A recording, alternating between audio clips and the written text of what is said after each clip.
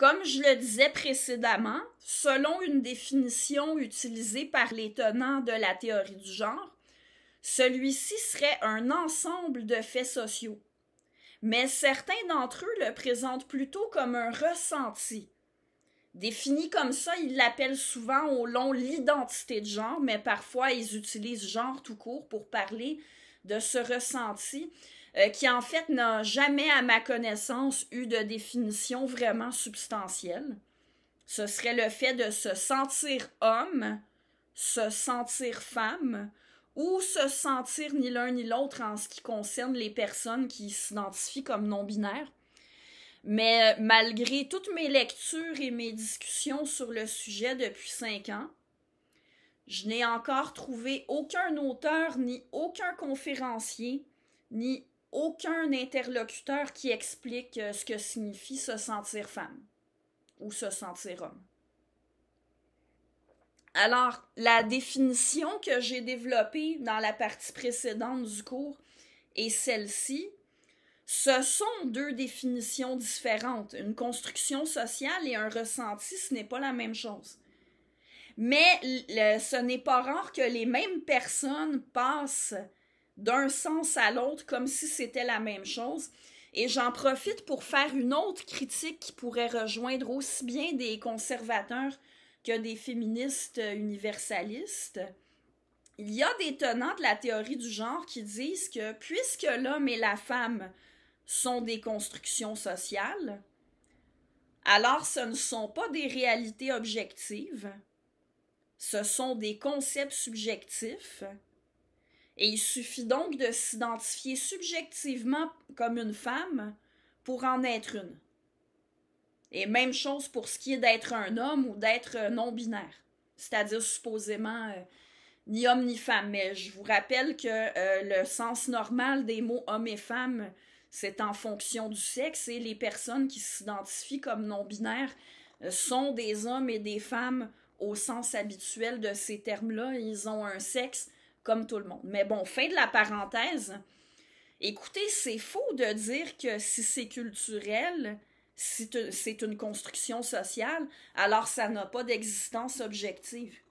J'ai fait une capsule sur le sujet par le passé. Vous pouvez cliquer sur le lien dans la description pour écouter mon argumentaire à l'effet que les faits sociaux, ce sont des faits. Mais ici, je vais utiliser un exemple pour illustrer que c'est pas parce que quelque chose relève de la construction sociale qu'il suffit de s'y identifier pour en être. La police, c'est une construction sociale. Personne n'est biologiquement policier. Les humains ont inventé ça, les forces policières. Est-ce que ça veut dire qu'il suffit de s'identifier comme un policier pour en être un? Ben évidemment pas. Il faut avoir réussi une série d'épreuves, d'examens pour devenir policier. Et pour le rester, mais il faut accomplir certaines tâches. Ah, la même chose pour le concept d'enseignant, tiens. Personne n'est biologiquement enseignant, mais pour avoir raison de se dire enseignant, mais il faut donner des cours.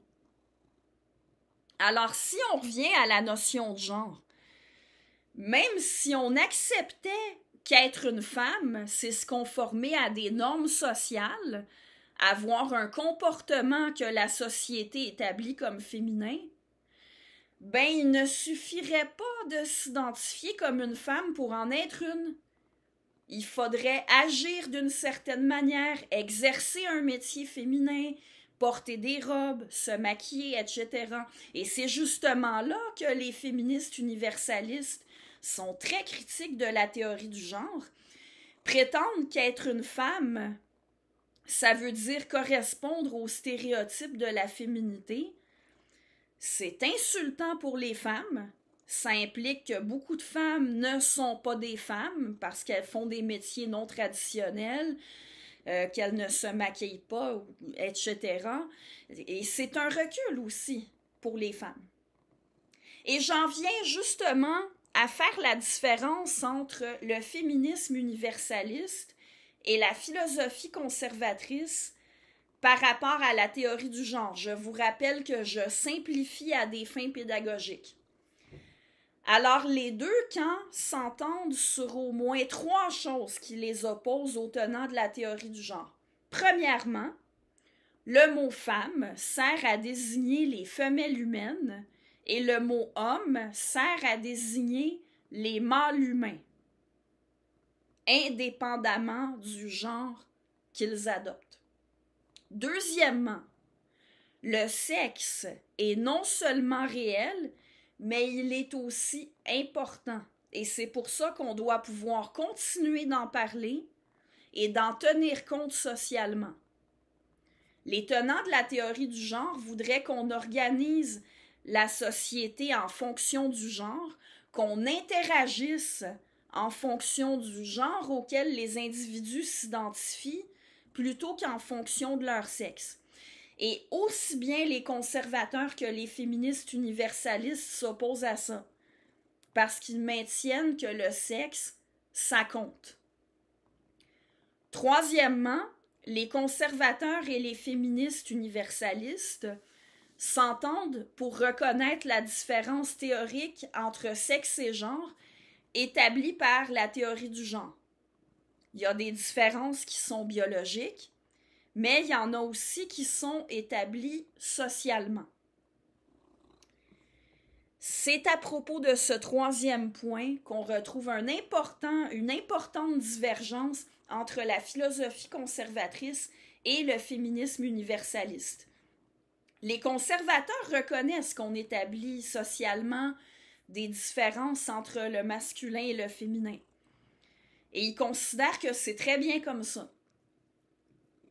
Ils considèrent aussi généralement qu'il y a quand même une part d'inné, il y a une part d'influence de la biologie quant au rôle et aux attitudes qu'on inculque culturellement aux individus selon leur sexe.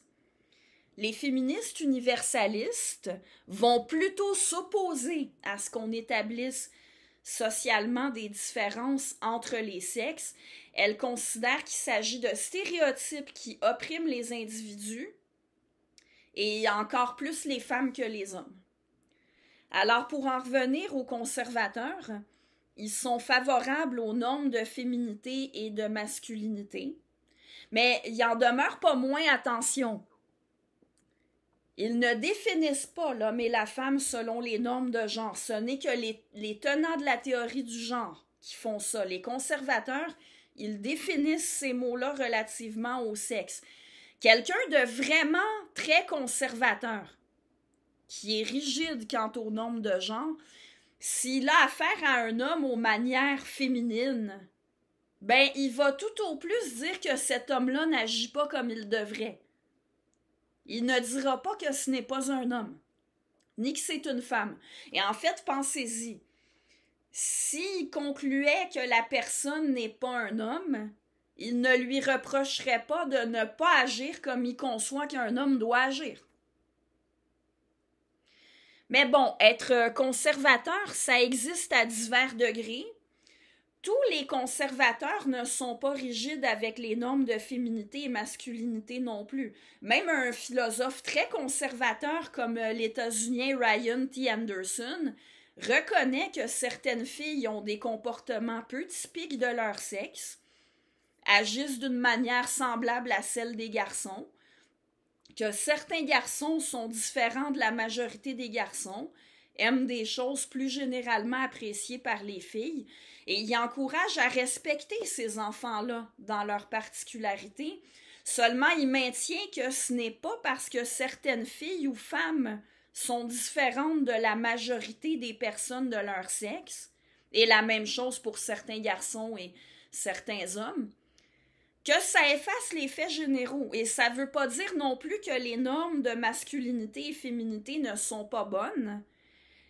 Elles sont bonnes étant donné que, selon les conservateurs, la majorité des gens s'y reconnaissent, ils sont bien avec ces normes-là, et ils en ont même besoin. On retrouve sensiblement la même idée chez Mathieu Bock-Côté, sans doute beaucoup moins conservateur que Ryan T. Anderson. Disons que Mathieu Bock-Côté est un conservateur modéré. Alors, pour conclure, je n'ai pas développé les arguments ni des conservateurs ni des féministes universalistes ici. Ce que je voulais, c'était établir une distinction, dire sur quoi ils se rejoignent et sur quoi ils s'éloignent, mais j'insiste quand même sur ceci, des arguments, ils en ont. Beaucoup de tenants de la théorie du genre prétendent que ses opposants n'ont pas d'arguments. Oui, ils en ont des arguments.